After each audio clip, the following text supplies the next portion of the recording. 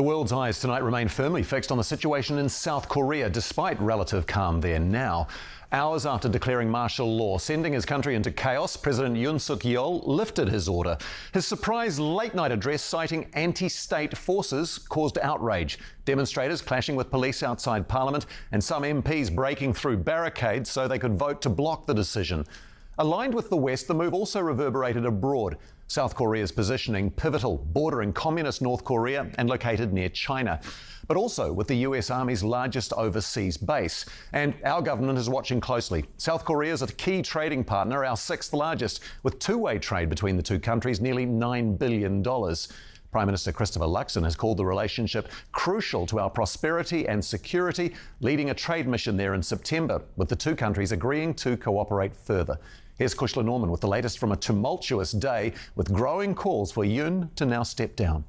Their presence was brief but shocking. Just after 11 p.m, troops were on the streets of Seoul, with the country plunged into military rule by a deeply unpopular president stuck in a political deadlock.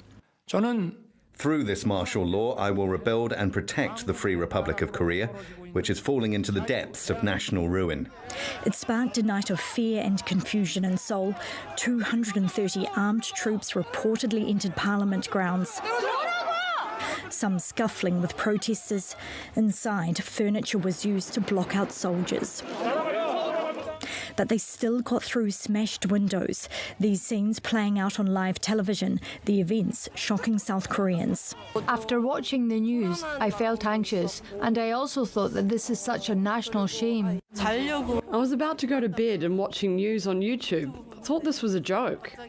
This was South Korea's first declaration of martial law in 44 years, but it didn't last long as opposition mounted. Hundreds gathering in the middle of the night, calling for the president to be impeached and his declaration dismissed. I believe I should step forward and take action. Things like this should never happen. The opposition leader calling the move unconstitutional, before climbing over a wall at Parliament for an important vote. It's unclear how 190 lawmakers made it inside, all of them voting down the president's decree. I will accept the National Assembly's demand and lift martial law through a cabinet meeting. By 4:30 in the morning, the political roller coaster had ended and troops were withdrawn. The president's gamble backfiring, his political future now uncertain. If he doesn't step down voluntarily, I think the impeachment proceedings will follow. It will be a lengthy process, and it will actually leave the country in a political limbo for a while. It was the biggest threat to South Korea's democracy since military dictatorship ended there in the 80s. It's very unfortunate because it is quite damaging. Yeah, and democratic system, as well as I saw the Seoul stock market today, and it's plummeting. 6 hours of chaos in South Korea that will have lasting consequences. Cushla Norman, One News.